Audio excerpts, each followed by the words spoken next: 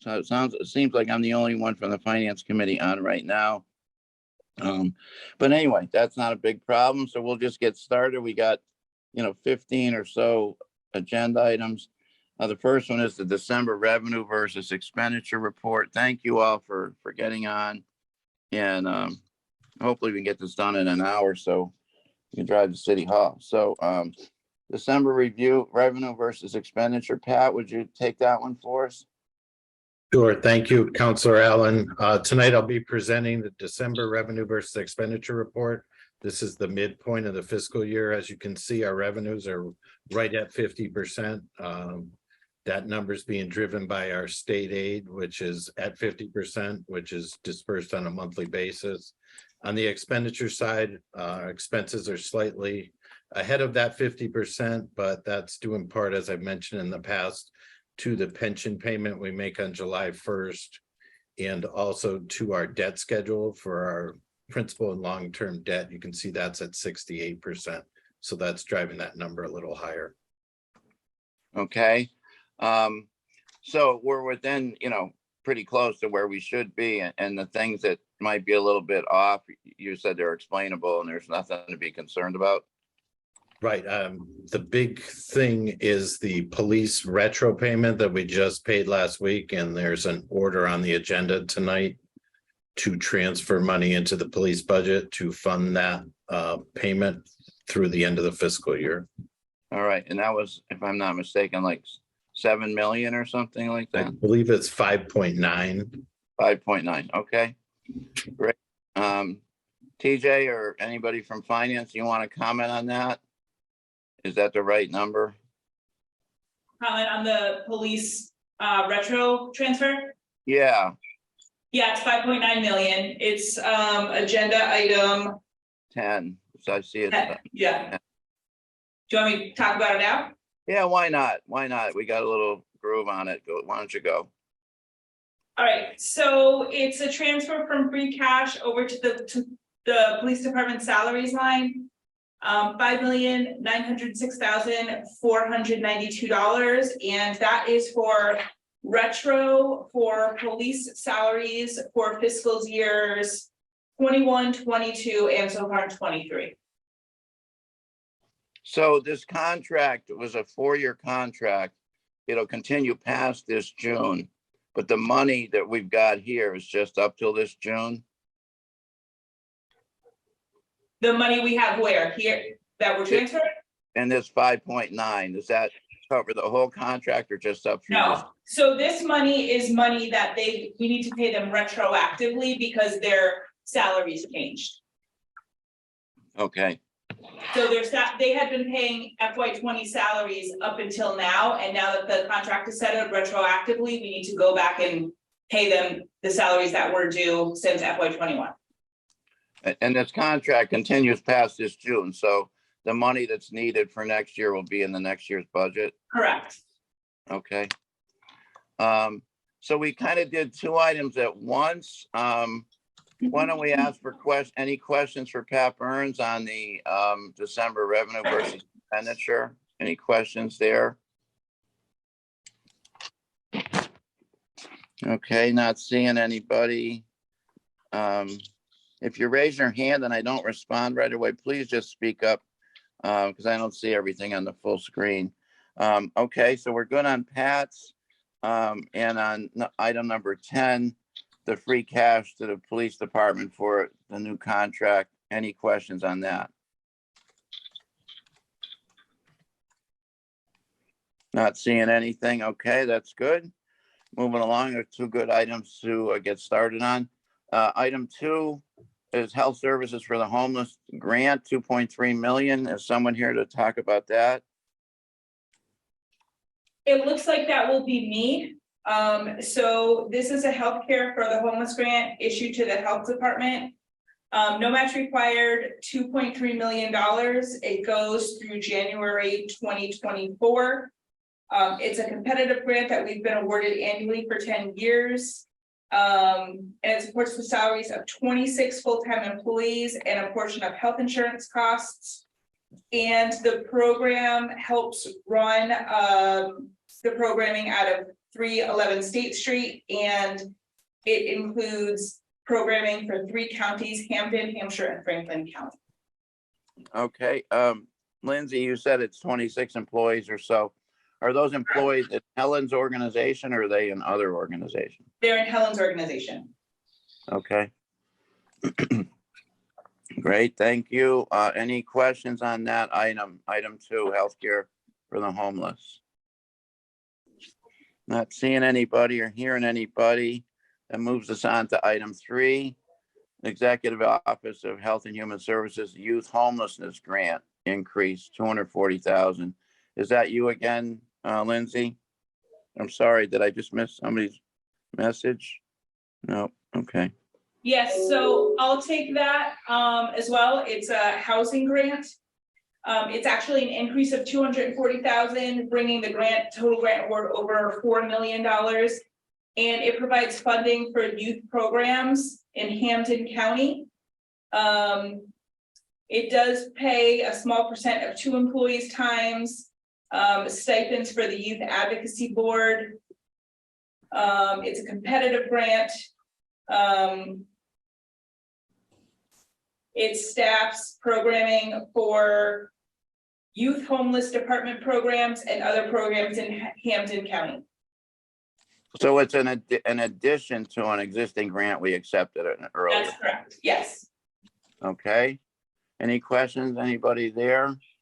That's item 3. All right, not hearing from anybody. I just want to check on a Jim, couple. I have my hand up. Oh, sorry. Go ahead, Katie. That's good. I just wanted to ask, you said that was a grant for Hampden County, is that correct? Yes. So how's it split up? Is there certain percentages go to like Springfield or Holyoke or Chicopee, or how's it work? Yeah, I don't have that breakdown here. If someone from housing isn't on tonight, then I can get that information, but I don't have it here. Okay, yeah, I'd just be curious to see the breakdown of the grant allocation. Thanks, Lindsay, for what you do know. Appreciate it. Do you know if Helen and or Jerry or whoever would be able to talk more about this? Will they be at the meeting? Do you know? I haven't confirmed their attendance, but that's not to say they won't be. They do know the orders are on for tonight, so. Okay, thank you. You all set with that for now, Catering? You're all set, Catering, for now? Yeah. Okay. Next one is the burn, item number 4, the burn JAG grant. I know Jerry usually talks about that. Can you help us with that one, Lindsay? Sure, this is. Yeah. Deputy Chief. Oh, Great. Rupert, oh yeah, go this is ahead. the police department. So I got the talking points for the JAG grant tonight. Thank you All right, guys for great. inviting me to this meeting. The JAG grant is a program designed to assist states and local governments by supporting a broad range of activities to prevent and control crime and to improve the criminal justice system. This program is a leading source of federal justice funding to state and local jurisdictions.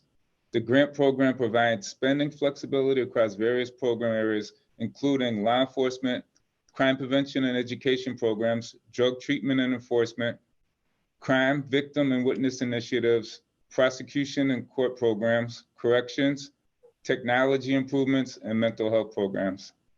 To address areas of training and technology, the police department will use this grant funding for the following: Babson College leadership training, it's $105,000, overtime for training, $26,403, and technological improvements at some specifically radios, $18,473. Okay, that's great, Rupert. Thank you for that. Anybody have any questions for Deputy Chief Rupert Daniel on his report on the JAG grant? Yes, I can't find the button for raising my hand. So Okay. All right. I just want to know, does it fund any positions or just does it fund programs? I don't know the details of the grant, but we're not using it for positions. We're using it for training and equipment. Okay, thank you. Thank you, Rupert. Thank you, Catering. Okay, moving along. Item number 5, expanding COVID-19 vaccination grant, no match required, 65,000 plus. Who's here? Is there anyone here to speak on this? I will speak on this one. This is another grant for the health department. Again, it was a competitive grant that was awarded to the city of Springfield. It focuses on vaccinations in underserved populations. And the programming is to increase vaccinations, including outreach, education, community engagement, and coordinated partner events. Great. Great. Thank you, Lindsay. I'm hoping Helen will be at the evening meeting. Any questions? Katie, your hand is still showing is up, but I assume that's a holdover. Anybody got a question? Just speak up if you do. Not seeing anybody. Just to take a quick break here. I just want to check on a couple people who, when we kind of did roll call or attendance at the beginning, they weren't on.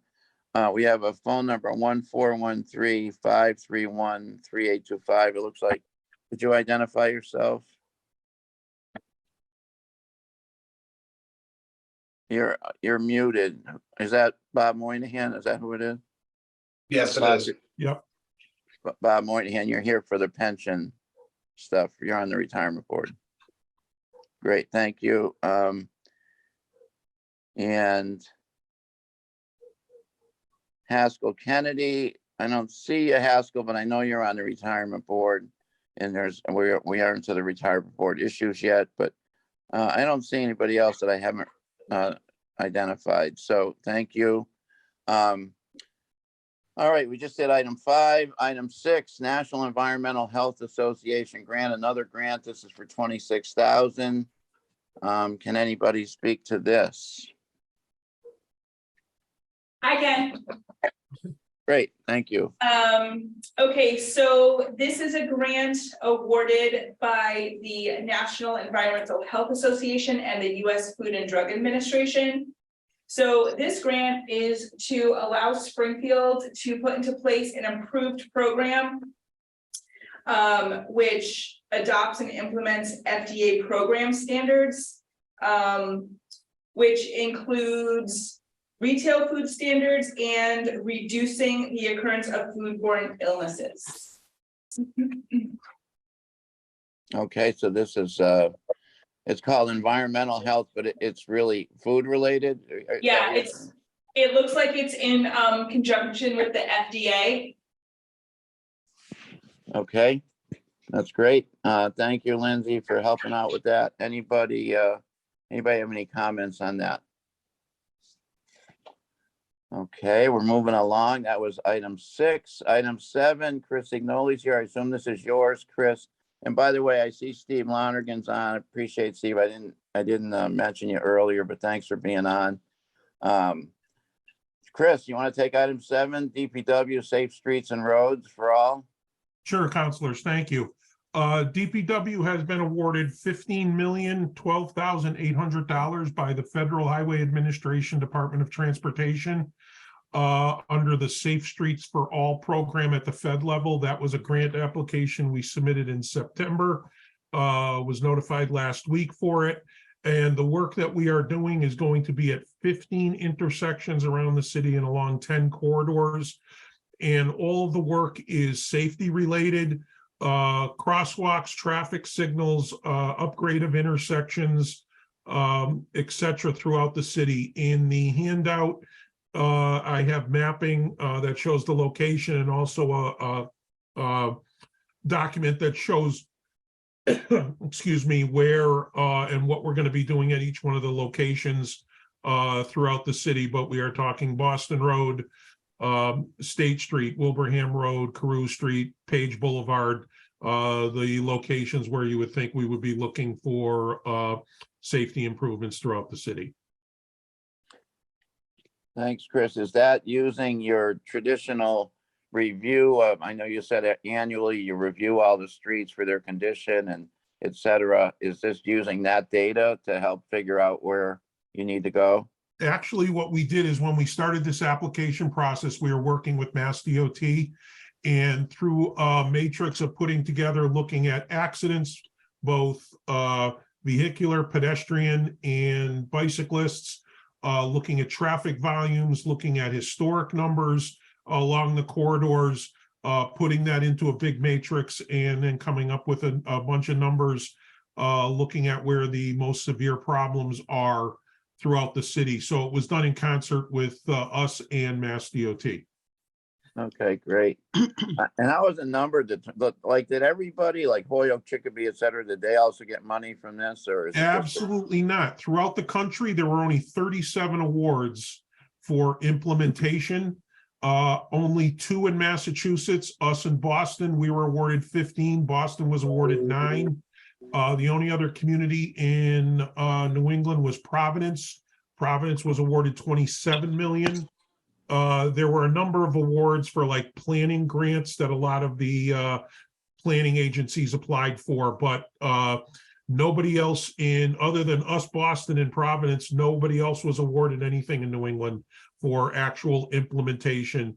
And implementation is actually design and construction of what we're going to do. Whereas I said before, a number of planning agencies received planning grants, but we received the actual implementation grant. That's awesome. So that has to be a combination of us applying, obviously doing a great job on applying for the grant, being tuned in. Does it also a statement on our safety? Are we considered in the middle of the road on safety of our, of our streets and stuff, or what would you say about that? Well, my opinion on the application side is that it does skew towards bigger communities, simply because bigger communities are going to have bigger problems. So that's why towns like us in Boston, but I was a little surprised that other towns, like Pittsfield, Westfield, Chicopee, Holyoke, communities like that didn't even apply. And the only thing I can think of is that they thought the application process was a little daunting, which it was, but we had some good help from Mass DOT. Oh, that's great. That's great news. Any questions for Chris? Yes, Councilor Allen. Okay, go ahead. Councilor Perez, go right ahead. Chris, I know there's been an issue down here in the north end with the Riverside. Where is the Riverside at this point? Because that's one of the roads that have been an issue for so many years, and I didn't see it in the map. No, So it is not in there. It doesn't fall within the purview of the safety issue. The major problem that we have on Riverside Road is really, in my opinion, it's a water and sewer issue. And we've met with them a number of times in the Army Corps to come up with a solution. And the big problem right now is at Orchard Street down there, and really working with them on that intersection. So we're working with them, the Army Corps of Engineers, Water and Sewer, and the Army Corps of Engineers to come up with a solution for that area, because that area was actually completely reconstructed by Water and Sewer back in 2010 and 11. And it really seems to be something coming as a result of a lot of their construction at the time that seems to be happening there. Thank you for the information, and I wish to have a meeting because one of the safety issue is the continuance of the trucks coming through that street, which Absolutely. is deteriorating that street more and more and more. So please, I have it on the radar as a priority, so let's meet. Thank you so much. Thank you.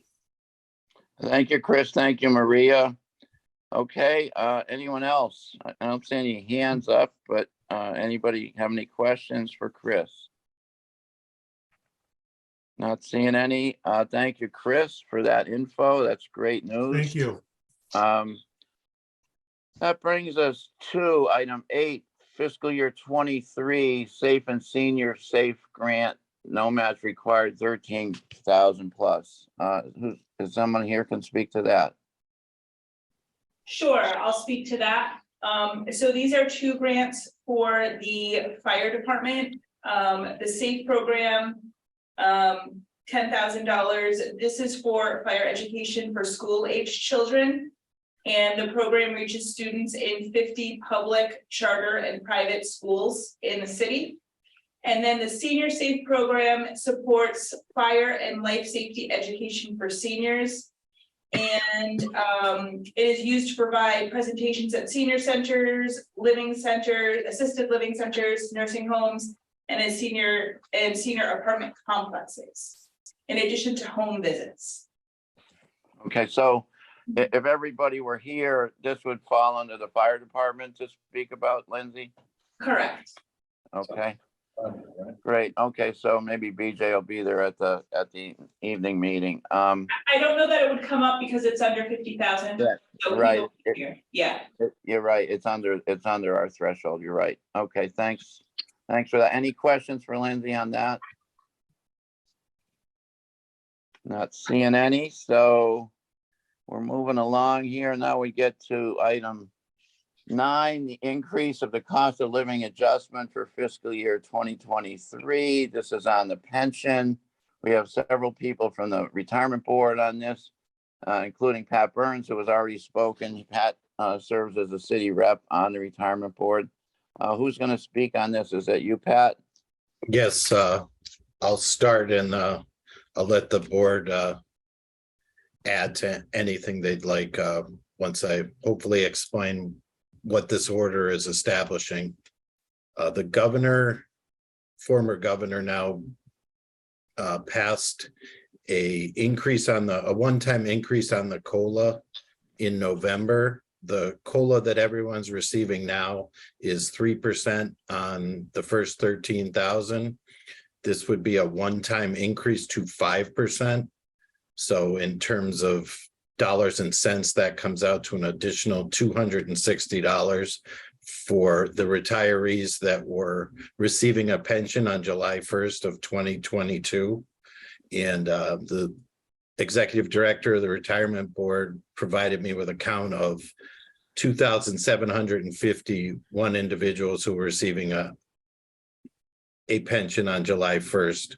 So in terms of actual cost to the system in fiscal year 23, it comes out to $715,260, which will be absorbed by the assets of the retirement system. Now, the tricky part about this is it has a projected increase to our unfunded liability, and the actuary at PARAC provided us with a formula that projects that, and it's a conservative estimate that it will increase our unfunded liability by $7,152,000. So what you have to remember here is once this $260 is baked into someone's pension, they're going to get that every year going forward. And the actuary has formulas of how long all of us are going to live and how much that benefit is going to be. So it varies by individual, but that's how they come up with that full cost estimate. So Okay. I know it's a lot to absorb, but I'd be happy to attempt to answer any questions. Well, I'll ask a question while everyone else is formulating and thinking about it. Is that 7 million, when does that hit? Is it all this year, or if it's being paid over the next X number of years, is some of it hitting as time passes? Right, that would be through our funding schedule. We're supposed to make our last payment in 2033. So that amount would be spread over that span of 10 years now at this point. So Okay. in essence, our unfunded liability as of last year was 898 million. So you would be adding another 7 million onto that amount. And previously, the council approved an increase to the COLA base, and that was raising that from 13,000 to 14,000. That's effective July 1st. So that does not factor into this calculation. This calculation is based on the 13,000 that's in place now. Okay, thank you, Pat. Would anyone else like to speak on this? I have, Haskell Kennedy, Bob Moynihan, anyone else from the retirement board? If you would like to speak on it, please go right ahead. or anyone else who wants to comment on it. Yes, Bob Moynihan from the Retirement Board. Sir, many of the retirees are not even making it up to the 13,000 right now. So any amount of COLA that we can give them is only beneficial, especially during this time of inflation where everything has been added up, going up higher. So we feel this is being a one-time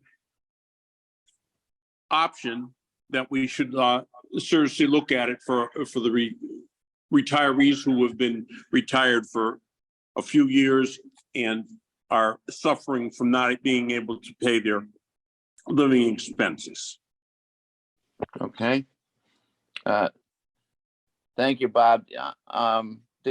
Can you tell us, Bob, do you happen to have the info on how many of that 2,700 people, how many of them are at the minimum, really low amount of pension kind of thing? Do you have a number on that? No, I believe the people that have been retired over 10 to 15 years are the ones that are below even the 12,000 that we had. There's options to try and help them, but right now this is the only option we have to try and assist them who are not having the ability to even get the total COLA because their pension isn't that much. Okay. Great. Okay. Thank you for that extra info. Anybody else want to speak on this?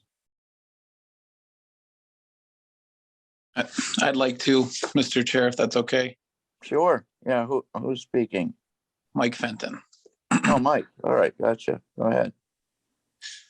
So, first of all, let me just say that I very much want to congratulate the finance team for the investment of city reserves and the proposed utilization of pension reserves to strategically return very substantial interest to the city with the T-bill investments. I think that's really smart and has going to pay dividends for taxpayers, literally.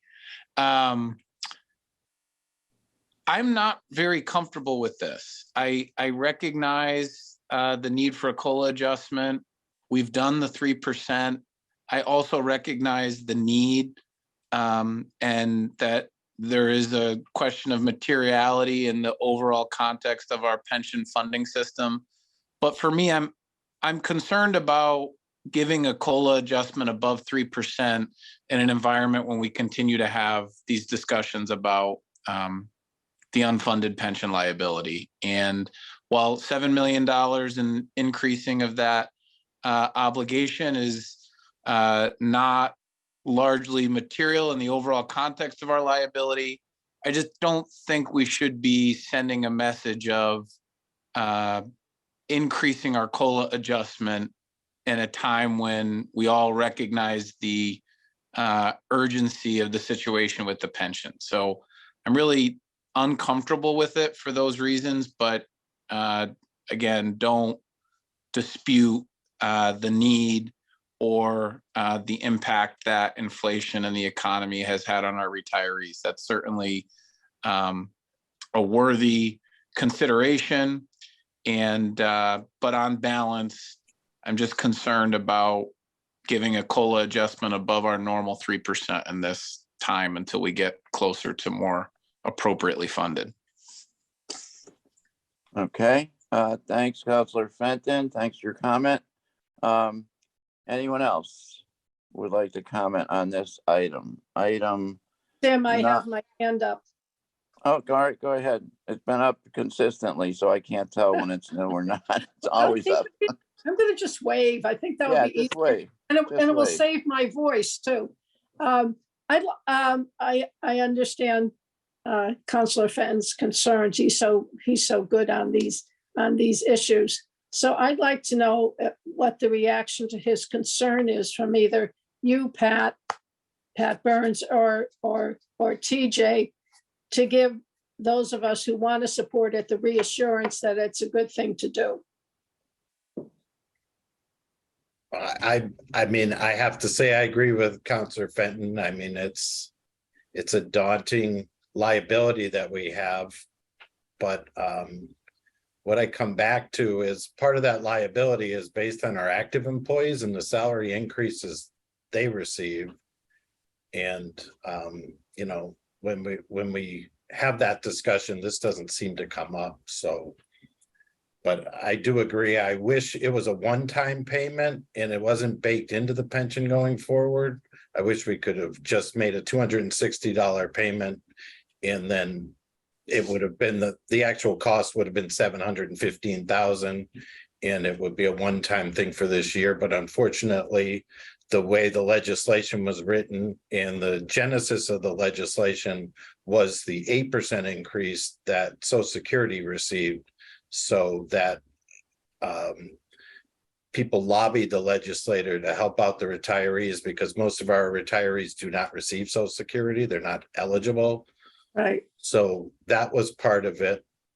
Another thing, I wish when the state passed it, they funded it or funded a portion of it to help us out. But they, unfortunately, the mandate for funding it is on us. And I share Counselor Fenton's concerns and, you know, I wish it was written a different way, but unfortunately, this is the hand we were dealt. Okay, and that legislation, Pat, is that that's the state? Yes. That's the state. Okay.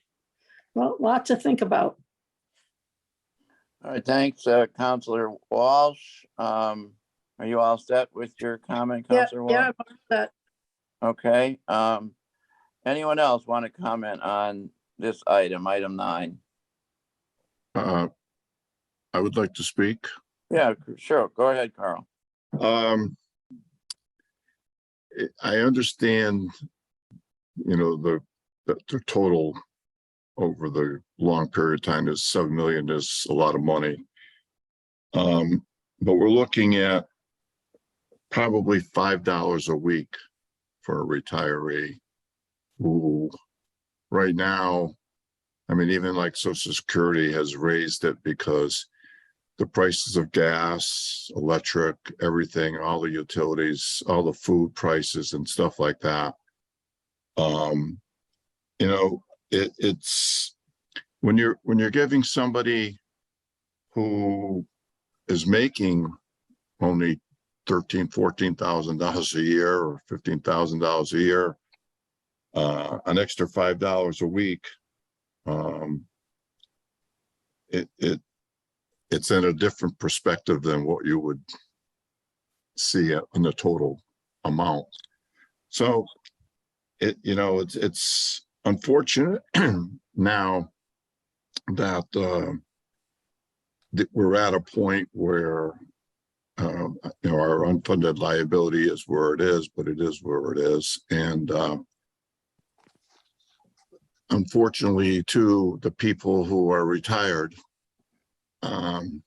really need the money. So, and I understand where Pat comes from and Mr. Fenton, but that's all I really have to say. Thank you. Okay, thank you. Thanks for speaking up. Appreciate it. That's what the point. Everybody beyond here, everybody's comments matter. And if you have something you want to say, feel free to just raise your hand or speak up. We'll close out this item in a minute or two. In a minute, if there's no one else that wants to speak. I'm the only person here from the committee. The other counselors that were on are not on the finance committee. I believe the finance committee members with me are Counselor Whitfield and Counselor Govan. So we won't be able to make a motion out of this, you know, to say we support these items or we don't. It'll just be me. I'm present, Mr. Chairman. I'm present.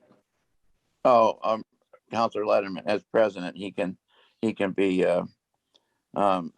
you can, so at the end of this, if you'd like to make a motion, Counselor Letterman, we can do that. And probably be another 20 minutes before we get to that point. Thank you. All right. We just did item 9, not hearing any other more comments. we did item 10 earlier. That was the police money to fund the new police contract, which brings us to item 11. We do have an executive session at the end of this, which is probably going to take a few minutes. So we got 5 more items or 6 before we get to that. So item 11, fiscal 22, free cash to the pension stabilization reserve fund, $15 million. I assume that would be you, TJ, or Lindsay, to speak to that. Yes, Councilor Allen. So similar to what we did with the $45 million that we invested into treasury notes, we are applying the same concept to the pension and to OPEB. And we're asking the city council to appropriate $15 million from certified free cash into the pension reserve with an interest rate expected to be around 4.87%. That's expected to yield revenue of $769,000 that we can put towards our liability as a way to be strategic and take advantage of the historic high rates available in treasury notes. So we'll be asking the city council to move the funds tonight. Thank you. So is that, just for a further clarification, we have free cash that it was in the 50-60 million range, largely a lot of it because of the Eversource payment. And you're saying that you would like to take 15 million of that free cash and put it into the pension. Correct. So I'd like to take 15 million of the 67.8 million that we certified and set it aside for pension. This has twofold. One, that sets us up to have resources available when the pension funding schedule may get a little force us to do potential budget cuts or to manage the budget. But it also will look really good to Wall Street when we sell debt, the debt that we've authorized. So it kind of has a twofold impact for us. Okay, that's great. So after we talk about this one and the next one, which is also free cash, you can tell us what will be left in free cash. But before that, does anybody have any comments on item 11, which is taking 15 million of free cash and putting it in a pension stabilization reserve fund? Mr. Chairman, just a quick question. Sure. TJ, yeah, you may have stated this already, but what is our existing total pension liability? Our existing pension liability, Pat, you probably have the most up-to-date number. Yes, as of 1/1/2022, it was $898 million. Which leaves us how much unfunded? What percentage? 39%. We're 39% funded. Yes. So And what was our contribution this year? the total contribution was 93 million. And what's the expected contribution next year?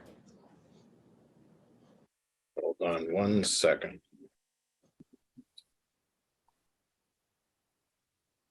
A lot more. $101,682,626. Okay, thank you. So if I could just clarify Pat's number of 93 million and 101 million for next year. If I'm not mistaken, Pat, those are the total city contribution, but that includes there's 2 other entities, if I'm not mistaken, the Springfield Housing and also the school department. Am I right? It includes the Water and Sewer Commission, the Housing Authority, and the school department. So of that 93 million, 57.1 million was just the city's contribution. And next year, the city's contribution will be 62.5 million. That sounds a little better than. So, okay, so that's great. Good questions, Council President Letterman. Anybody else got any questions on this item? We're on, just a review, we're on item 11. Okay, not seeing anybody, not hearing anybody, not seeing any hands raised. Let's move on to item 12, which is same type of item, free cash to OPEB Trust, 6.7 million. TJ, can you explain for all of us OPEB versus pension reserve? Yeah, so The pension stabilization reserve is a reserve account. This OPEB is actually a trust account that we set up to start accounting for our our retiree benefits. Other post-employment benefits is what it stands for, OPEB. But our goal here is to, we've adopted a policy about 4 or 5 years ago to put 10% of free cash into this trust account to start having a funding source to address retiree health insurance and benefits. And this is 10% of this is 6.7 million that we're moving into the trust. That'll bring the whole trust up to 13 million, which we will invest in treasury notes, assuming the rates stay where they're at, pending the vote, and this will yield $590,000 of additional revenue to go towards the OPEB liability. Okay, thanks for that explanation. Looking for any comments or questions on item 12, free cash to OPEB trust. Same concept as item 11, just a different target account. So in effect, we're taking our free cash and putting it aside for responsibilities that we have to pay in these two areas. Correct, and it will yield 4.873% as of today. So hopefully it'll be a little higher by the time we sell. And we could sell, if everything goes well, we probably sell as early as this week. That's great. Kudos to the finance team, and kudos to Councilor Fenton, who originally had this idea. So we're all benefiting from that idea and the finance team implementing it. So that's great. Any questions before we move on? Just a quick question, Mr. Chairman. Yeah, go ahead. TJ, on the OPEB transfer, you mentioned the policy. The transfer of a certain percentage of free cash to the OPEB trust is required by city ordinance, correct? Correct. Okay, thank you.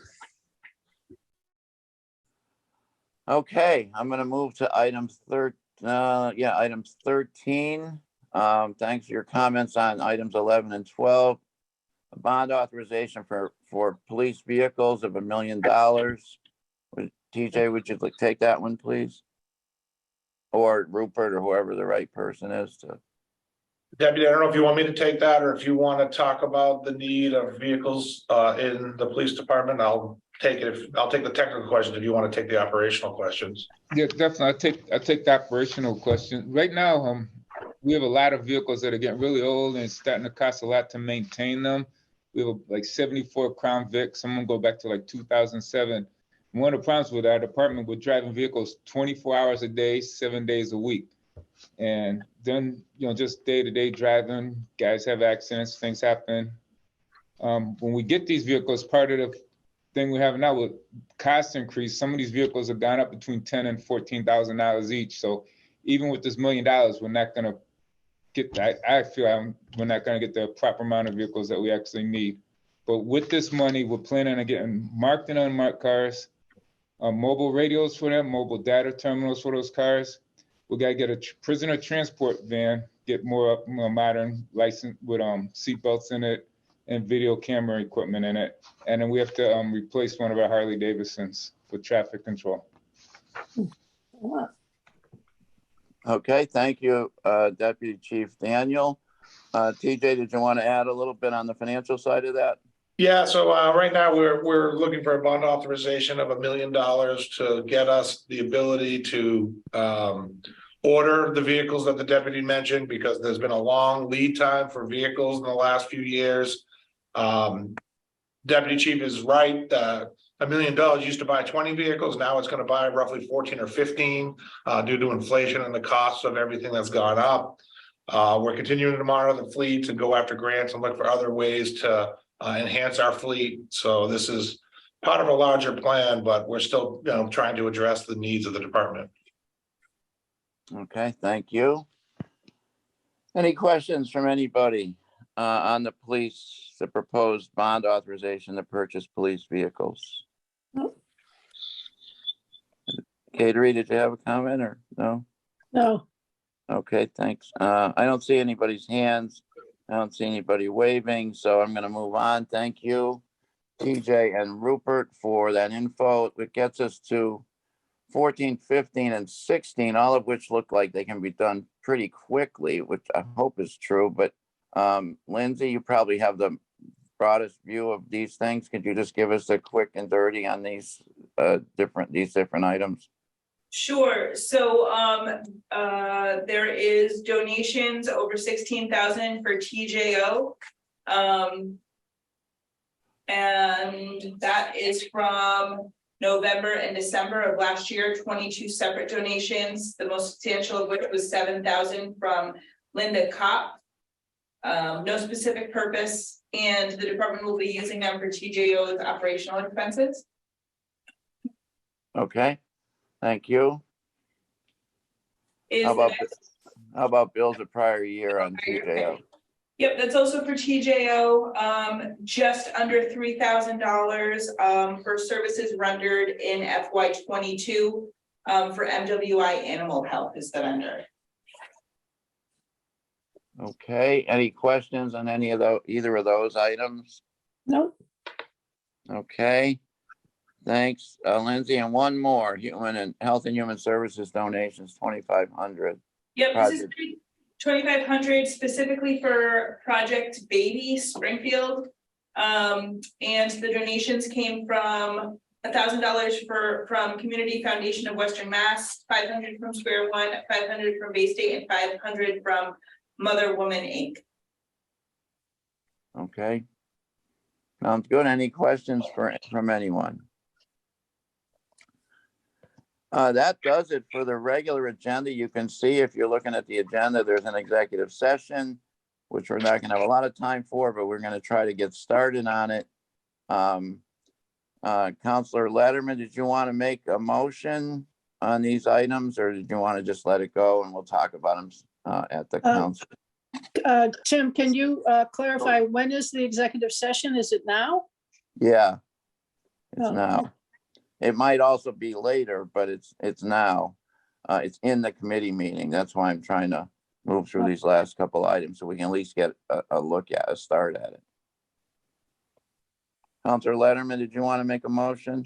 Mr. Chairman, since the majority of committee members aren't present, I think it's fine to just allow the items to go to the full body, as they stand.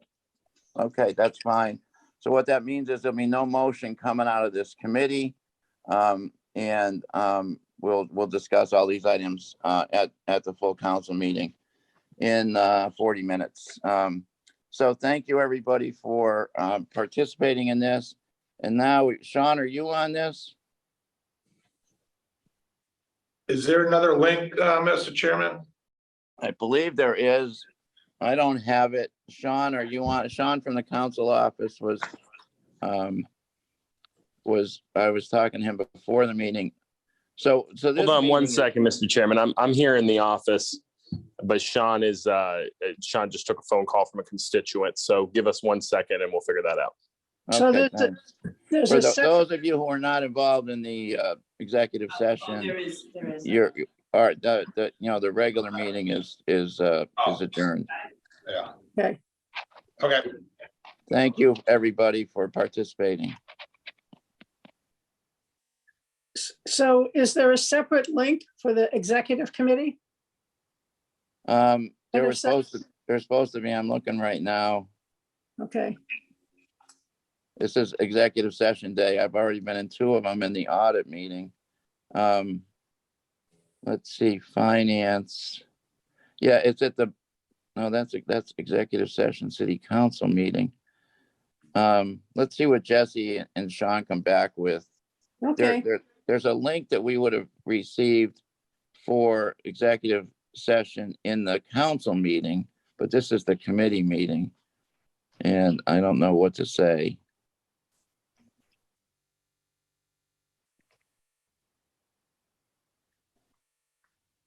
Thursday, I think I'm going back.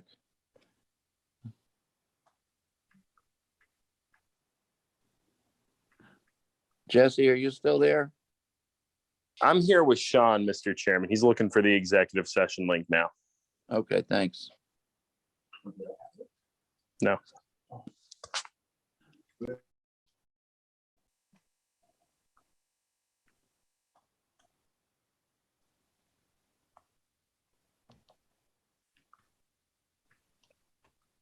So it looks like, still on our meeting, are Catering, Maria, Mike, 3 counselors.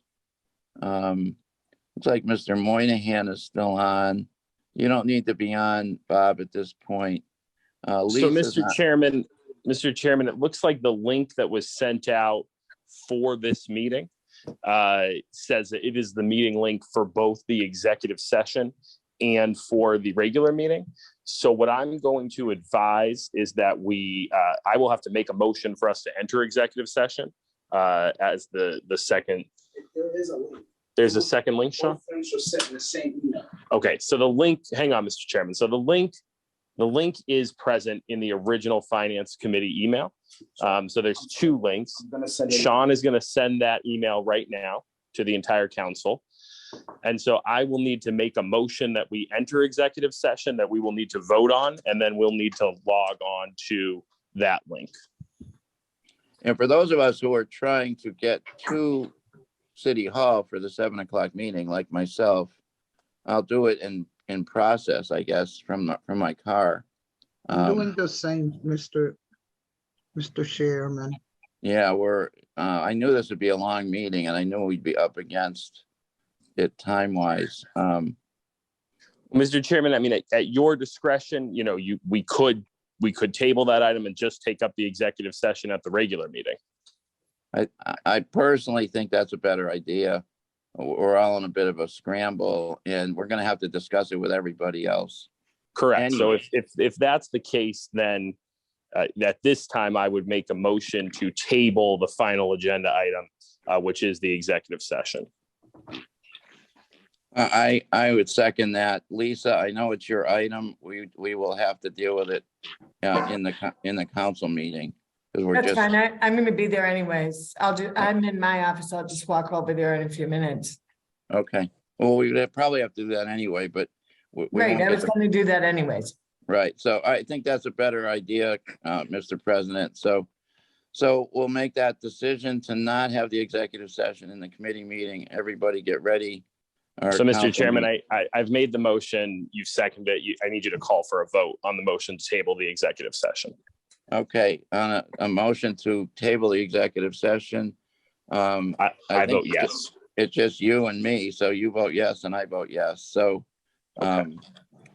good job. Thank you for the help. All right, thanks, everybody. We'll see you in 30 minutes or so. Thank you.